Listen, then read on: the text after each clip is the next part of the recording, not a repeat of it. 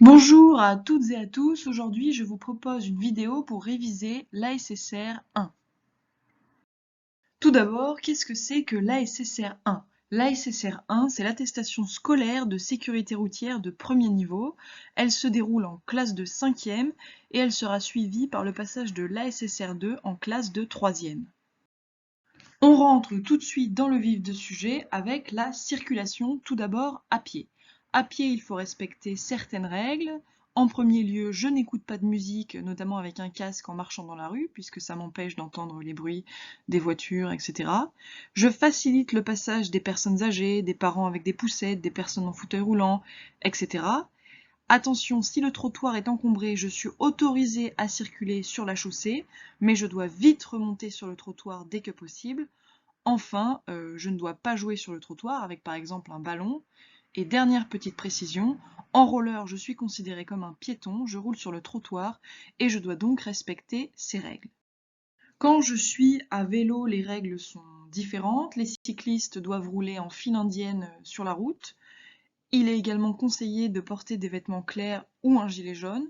Et attention, le port du casque est obligatoire et ce dernier doit toujours être attaché. Pour pouvoir circuler en toute sécurité sur la route, il faut connaître les panneaux, la circulation. Tout d'abord, il faut repérer que les panneaux carrés bleus signalent une indication, une permission, comme par exemple le panneau suivant qui signifie les vélos peuvent rouler sur cette voie. Les panneaux ronds bleus signalent une obligation, ici c'est donc une obligation, les vélos doivent rouler obligatoirement sur cette voie. Les panneaux ronds à fond blanc cerclés de rouge signalent une interdiction.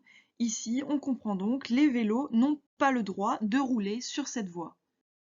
Enfin, les panneaux triangulaires signalent un danger. Ici, il faut faire attention aux piétons. Si on récapitule, il y a donc 4 grandes familles de panneaux. Les panneaux carrés bleus signalent une indication, une permission. Les panneaux ronds bleus signalent une obligation. Les panneaux ronds à fond blanc cerclés de rouge signalent une interdiction. Et les panneaux triangulaires signalent un danger. Quelques règles importantes, comment doubler à vélo et en cyclomoteur. Je double toujours par la gauche, jamais par la droite, même si j'ai la place de passer. Donc toujours doubler par la gauche. Je ne franchis jamais une ligne continue, même pour doubler un véhicule lent. Je dois attendre d'avoir des lignes discontinues. Je dépasse uniquement si je vois assez loin pour savoir que personne n'arrive en face. À vélo, je dois tendre le bras pour montrer que je dépasse ou que je double. En cyclomoteur, je dois mettre mon clignotant. Maintenant, quelques règles pour les passages à niveau. Le feu rouge clignotant, comme les barrières baissées, sont des interdictions absolues de franchir une voie ferrée. Les passages à niveau sont des carrefours très dangereux, car les trains ne sont parfois visibles qu'au dernier moment et il leur faut une très grande distance pour s'arrêter. Après le passage d'un premier train, un second train peut arriver, d'où l'existence du panneau « Un train peut en cacher un autre ». C'est pourquoi il est interdit de passer tant que la barrière n'est pas relevée et que le feu rouge cesse de clignoter. Pour faire du vélo, il faut s'équiper. Et tout d'abord, pour ma sécurité et celle des autres, je dois porter un casque et des vêtements clairs. Un gilet jaune peut être privilégié. Il y a aussi des règles pour la nuit. Pour circuler de nuit, un vélo doit obligatoirement disposer d'un éclairage en fonctionnement avec un feu avant éclairant jaune ou blanc, un feu arrière rouge. Il doit en outre disposer de systèmes rétro-réfléchissants blanc à l'avant, rouge à l'arrière et orange sur les roues et les pédales. On appelle ce type d'éclairage les catadioptres. Un équipement adapté existe également pour les cyclomoteurs et les scooters. Il faut notamment un rétroviseur à gauche et c'est possible d'en avoir un à droite, un projecteur éclairant à 25 mètres minimum qu'on doit allumer tout le temps, une plaque réglementaire d'immatriculation. Je dois toujours porter un casque et avoir des gants et une tenue bien sûr adaptée. Attention, le deux roues doit être en bon état puisque les pneus doivent être bien gonflés, les freins doivent bien fonctionner à l'avant et à l'arrière et une sonnette doit permettre de signaler sa présence. Intéressons-nous aux passagers et d'abord en voiture. Tout conducteur, tout passager doit être attaché avec sa ceinture de sécurité à l'avant comme à l'arrière. Un enfant n'a pas le droit de voyager sur les genoux d'un passager et un enfant de moins de 10 ans doit être installé dans un siège ou sur un réhausseur adapté à sa taille et à son poids. Attention, les animaux doivent être placés dans le coffre ou doivent être attachés également. Si l'on est passager dans les transports en commun, on doit également respecter des règles. Dans un car, tous les passagers doivent mettre leur ceinture, même pour des petits trajets. C'est pourquoi, dans un car, il est interdit de se mettre debout ou de se déplacer dans l'allée centrale, puisque nous sommes censés être attachés. Ensuite, pour monter dans un bus, il faut éviter toute bousculade et attendre pour monter que la descente des passagers soit bien terminée. Par ailleurs, pour monter dans le bus, je laisse monter en priorité les personnes âgées ou vulnérables. Pour conduire, il faut avoir toutes ses capacités physiques. C'est pourquoi il y a un lien entre conduite et santé. Tout d'abord, l'alcool. Dans un débit de boisson, un bar, un café, un restaurant, les verres contiennent toujours la même quantité d'alcool, quelle que soit la boisson alcoolisée servie. Dans ces conditions, boire une bière équivaut à boire un whisky et présente le même risque, il faut donc faire attention. Et ne pas boire d'alcool avant de prendre le volant. Le conducteur est aussi en danger s'il conduit alors qu'il est fatigué. Ici, on ne peut que déconseiller à Garfield de prendre le volant. De plus, si une personne prend certains médicaments, des pictogrammes sont sur les boîtes pour indiquer qu'on ne doit pas conduire et donc il faut être prudent. Pour circuler en toute sécurité, il faut également respecter la vitesse.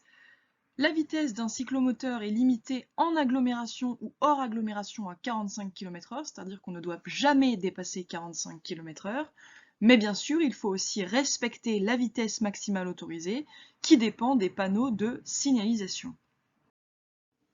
Quelques précisions sont d'ailleurs à connaître, puisque la distance de freinage dépend de plusieurs choses, de l'état de la route. Si la route est mouillée ou s'il y a des gravillons, la distance de freinage sera plus longue. Elle dépend aussi de la vitesse et de l'état des pneus, d'où l'importance de vérifier régulièrement ces pneus. Par ailleurs, par temps de pluie, la route est glissante, j'ai donc besoin de plus de distance pour m'arrêter, c'est pourquoi je dois ralentir. J'évite aussi de rouler sur les marquages au sol et les bouches d'égout, qui peuvent être particulièrement glissants. Circuler en toute sécurité, c'est connaître les intersections.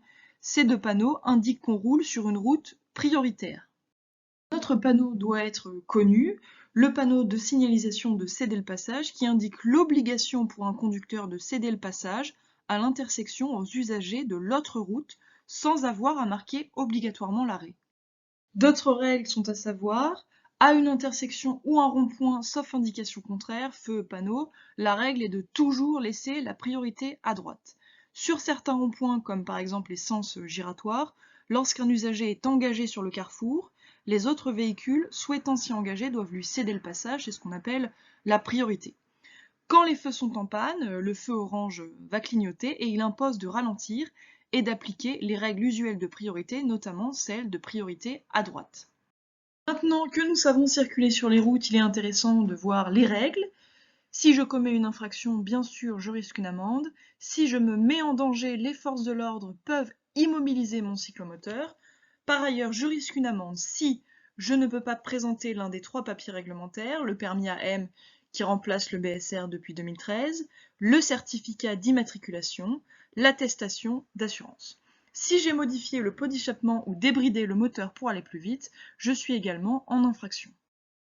Enfin, dernier point, le permis AM. Depuis 2013, il remplace le brevet de sécurité routière. Il faut avoir au moins 14 ans pour le passer et il permet de conduire un cyclomoteur de 50 cm3 maximum. Le permis AM comprend une partie théorique qui va être validée par l'obtention de la SSR et une partie pratique de 7 heures. Il est ensuite délivré par la préfecture du département. Tu es maintenant fin prêt pour aller t'entraîner. N'hésite pas à revenir en arrière s'il y a des choses que tu n'as pas comprises. Tu peux aussi poser des questions à ta professeure. Rejoins maintenant le site suivant pour te tester. C'est un site du ministère de l'Éducation nationale, de la jeunesse et des sports qui te permet de vérifier tes connaissances pour passer la SSR en toute confiance. Bonne journée!